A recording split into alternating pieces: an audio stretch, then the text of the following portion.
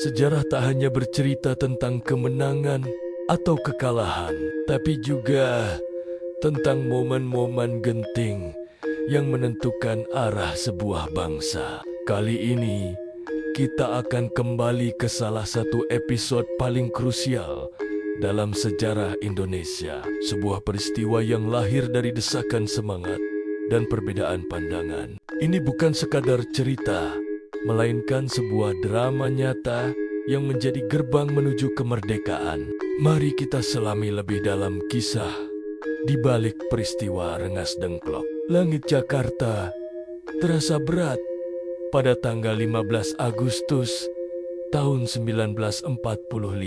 Kabar menyerahnya Jepang kepada sekutu setelah bom atom meluluh lantakan Hiroshima dan Nagasaki telah sampai ke telinga para pemuda pejuang. Di tengah kekosongan kekuasaan ini, semangat revolusi membara. Para pemuda dipimpin oleh tokoh-tokoh seperti Chairul Saleh dan Sukarni berkumpul dalam sebuah rapat tegang. Mereka berpendapat bahwa ini adalah saat yang tepat untuk memproklamasikan kemerdekaan Indonesia tanpa campur tangan Jepang. Namun, golongan tua, termasuk Soekarno dan Hatta, lebih memilih pendekatan yang hati-hati dan diplomatis, menunggu janji kemerdekaan dari Jepang melalui Panitia Persiapan Kemerdekaan Indonesia (PPK). Perbedaan pandangan ini menciptakan jurang yang semakin dalam antara dua generasi.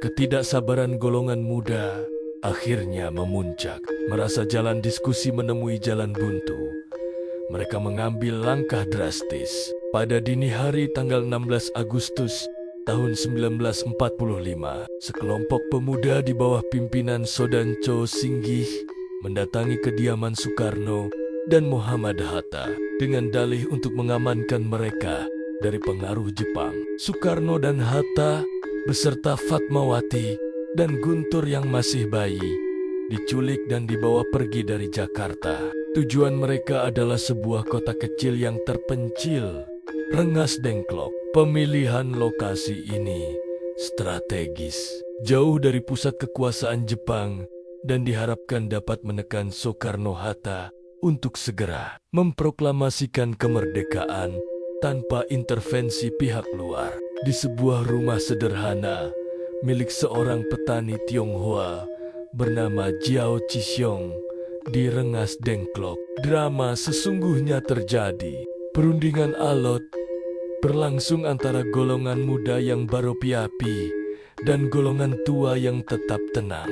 Para pemuda dengan Sukarni sebagai juru bicara utama mendesak Soekarno untuk menyatakan kemerdekaan saat itu juga. Mereka khawatir momentum akan hilang jika proklamasi ditunda. Namun, Soekarno tetap pada pendiriannya. Baginya, proklamasi harus dipersiapkan dengan matang dan melibatkan seluruh komponen bangsa yang terwakili dalam PPKI. Ketegangan mencapai puncaknya, di mana masa depan sebuah bangsa dipertaruhkan dalam dialog yang penuh tekanan di sebuah rumah kecil di tepi Sungai Citarum. Setelah seharian berdebat sengit, akhirnya sebuah jalan tengah ditemukan. Ahmad Subarjo, salah satu tokoh dari golongan tua, datang menjemput ke Rengas Dengklok dengan membawa jaminan. Ia meyakinkan para pemuda bahwa proklamasi akan dilaksanakan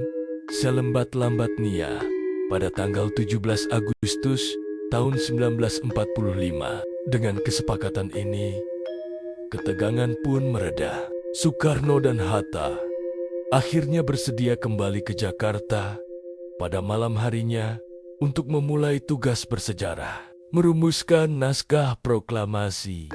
Peristiwa Rengas Dengklok yang berawal dari sebuah penculikan justru menjadi katalisator yang menyatukan tekad dua generasi untuk mewujudkan impian kemerdekaan. Begitulah kisah di balik layar proklamasi, sebuah cerminan bahwa persatuan tak selalu lahir dari kesamaan pandangan, melainkan dari kemampuan untuk menemukan titik temu di tengah perbedaan demi tujuan yang lebih besar.